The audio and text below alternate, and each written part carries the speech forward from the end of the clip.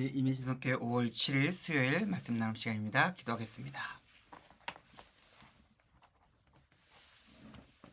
하나님 감사합니다. 이 시간에 주의 말씀 앞에 나가고자 합니다. 주의 말씀을 기다리며 또 말씀 가운데 임할 임재와 인도를 구하며 나아갑니다. 주님, 이 시간 우리에게 은혜 내려주시고 가르쳐 주시고 우리와 함께하여 주시옵소서, 회복시켜 주시옵소서, 온전케 하여 주시옵소서. 감사드립니다. 예수님의 이름으로 기도드렸습니다. 아멘. 누가복음 16장입니다. 누가복음 16장 19절에서 25절까지 말씀 보겠습니다. 누가복음 16장 19절에서 25절까지 말씀입니다. 한 부제가 있어 자색옷과 고운 베옷을 입고 날마다 호화롭게 즐기더라. 그런데 나사로라 이름하는 한 거지가 헌데투성이로 그의 대문 앞에 버려진 채로 그 부자의 상에서 떨어지는 것으로 배부르려 하매 심지어 개들이 와서 그 헌대를 핥더라. 이에 그 거지가 죽어 천사들에게 받들려 아브라함의 품에 들어가고 부자도 죽어 장사되매 그가 음부에서 고통 중에 눈을 들어 멀리 아브라함과 그의 품에 있는 나사로를 보고 불러 이르되 아버지 아브라함이여 나를 긍휼히 여기사 나사로를 보내어 그 손가락 끝에 물을 찍어 내 혀를 서늘하게 하소서. 내가 이 불꽃 가운데서 괴로워하나이다. 아브라함이 이르되 너는 살았을 때에 좋은 것을 받았고 나사로는 고난을 받았으니 이것을 기억하라. 이제 그는 여기서 위로를 받고 너는 괴로움을 받느니라. 아멘. 부자와 거지가 있습니다. 우리가 잘 알고 있는 부자와 나사로의 이야기인데 이 이야기는 역전에 관한 이야기예요. 삶이 뒤바뀌고 운명이 뒤바뀌는 이야기인데 여기 이 본문에서는 왜 극단적인 이런 변화가 일어났는지에 대해서는 이유에 대해서 설명해 주고 있진 않아요. 그런데 우리가 오늘 말씀을 쭉 따라서 읽다 보면은 발견할 수 있는 것이 있습니다. 자기에게 주어진 시간과 자기에게 주어진 삶이 있는데 그 삶이 무엇인지를 모른다면 그 의미를 제대로 파악하지 못한다면은 그냥 시간은 흘러가는 대로 삶이 흘러갑니다. 그리고 그 삶의 결과를 가지고 결국에서 그 삶을 부여하신 분 앞에 섰을 때 우리가 크게 잘못될 수도 있다. 뭐 그런 이야기를 우리가 생각해 볼 수 있을 것 같아요. 한 부자가 있습니다.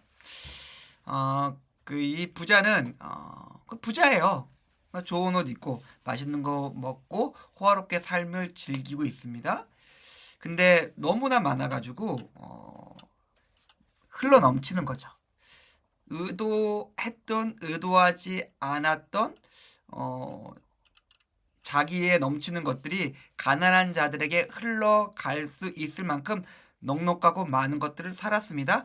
그런데 오늘 말씀을 쭉 읽다 보면은 의도하지 않았던 자기에게 있는 것들이 흘러 넘쳐서 가난한 자들에게 흘러갔다라는 것이 익스큐즈가 되지 않아요.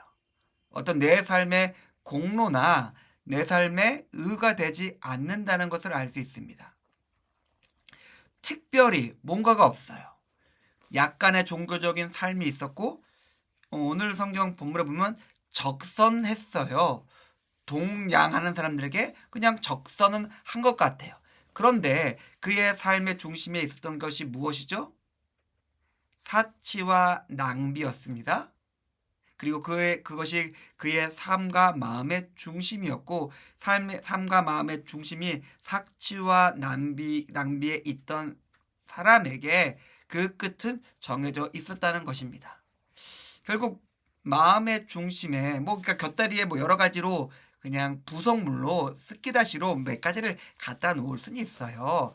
그런데 성경에서 분명히 이야기하고 있는 것은 하나님께서 마음의 중심을 보시는데 너의 마음의 중심에 무엇이 있고 너의 삶의 중심에는 무엇이 있냐고 지금 이 성경 본문에서 부자를 통해서 우리에게 보여주고 있는 것이죠. 부자가 있다면 그 반대에 거지가 있습니다.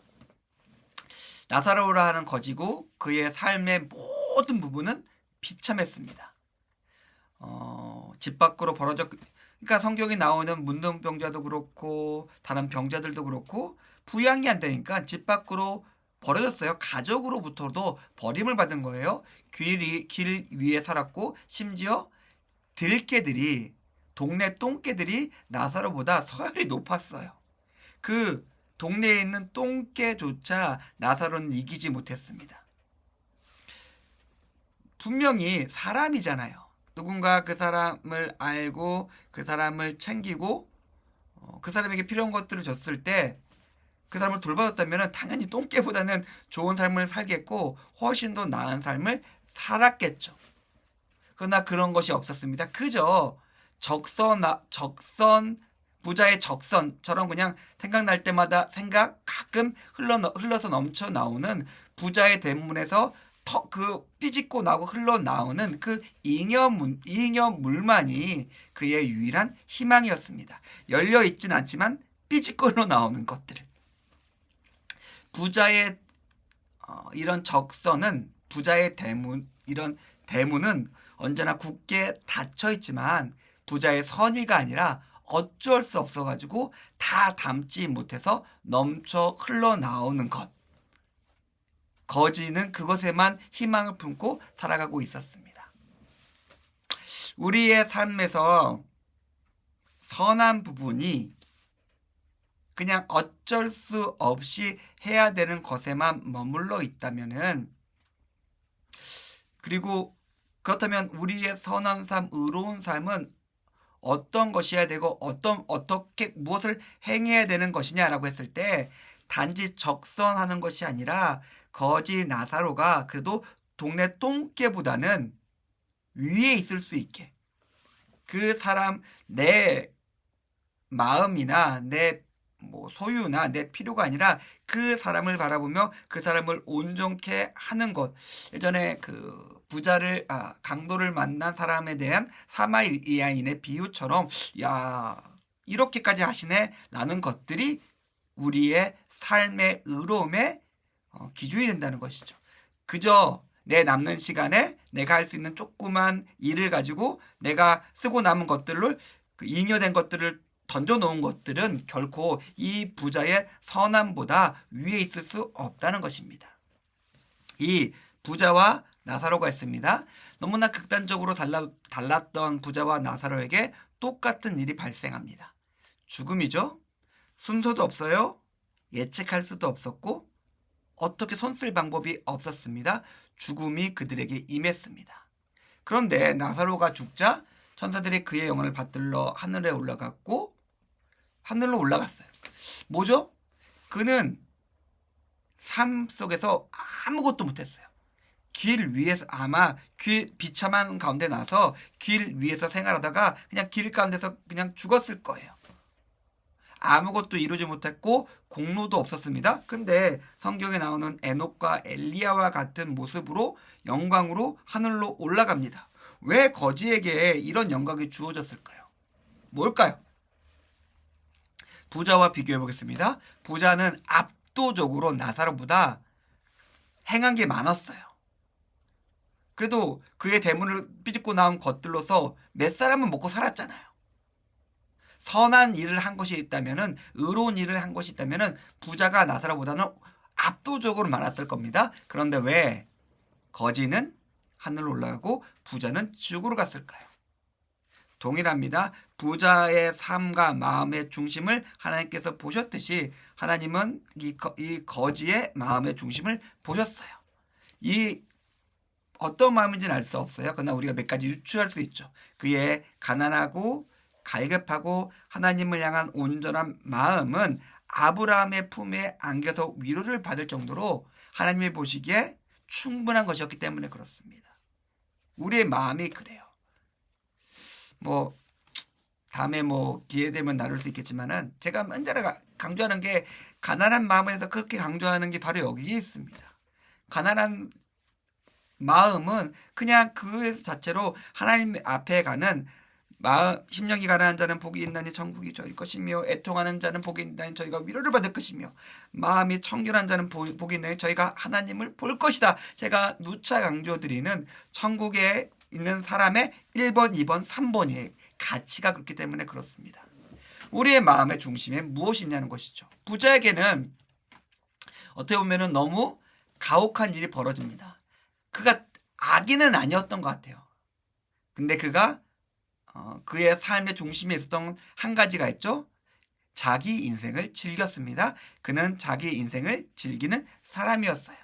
근데 그가 받는 형벌은 그 아주 잠시의 찰나의 순간도 견딜 수 없는 참혹한 고통이었습니다. 그의 죄는 자기 인생을 산 것이었습니다. 하나님은 우리의 창조주시고 우리의 생명과 우리의 영혼에 의미가 되시고 의가 되시며 우리의 삶과 시간을 우리에게 허락하셨던 하나님은 결코 사람에게 자기만을 위한 인생을 살라고 허락하신 적이 없습니다. 많이 준 자에겐 많이 받을 것이다, 요구하실 것이다 라고 이야기하고 계세요.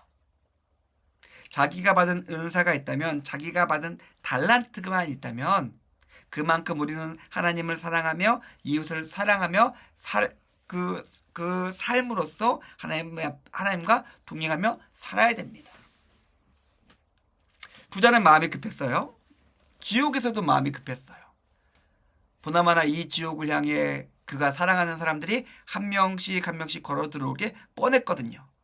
자기도 부자고 자기 부모도 부자고 자기 형제도 부자고 자기 자식도 부자였어요. 그리고 그들은 모두 각자 다른 자기의 위치에서 자기만의 인생을 즐기고 있었기 때문에 그렇습니다. 부자는 생각했습니다. 죽은 사람이 살아나서 그렇게 살면 지옥 갑니다 라고 이야기하면은 그 형제들이 마음을 돌이킬 거라고 생각을 했습니다.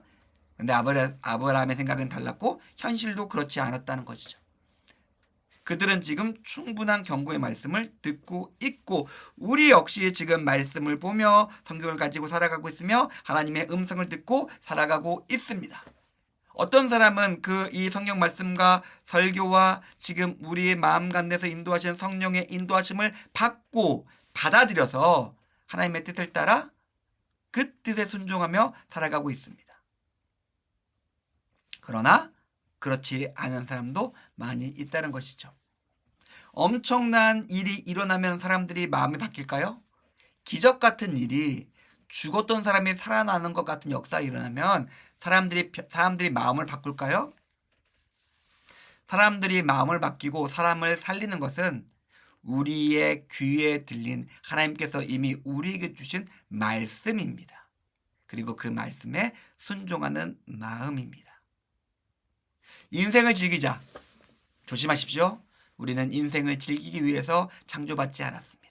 하나님의 뜻을 알고 하나님의 말씀을 가지고 그 말씀과 함께 하나님과 겸손히 하나님의 뜻과 의를 구하며 살아가는 것이 우리의 인생의 목표임을 기억하시며 그 말씀 가운데 거하시며 그 하나님과 동행하시며 승리하시는 임예신석교 교우님들의 오늘 하루의 삶이 되기를 주님의 이름으로 축원드립니다. 기도하겠습니다. 하나님 감사합니다. 우리 한 주의 중간의 시간에 주의 말씀을 나눴습니다. 우리의 삶이 하나님의 뜻 가운데 온전케 하여 주시고 우리의 온전한 삶을 통해서 하나님께서 품으신 아름다운 것들이 이 땅 가운데 온전히 나타나며 성취될 수 있게 우리와 함께해 주시옵소서. 감사드립니다. 예수님의 이름으로 기도드렸습니다. 아멘. 감사합니다.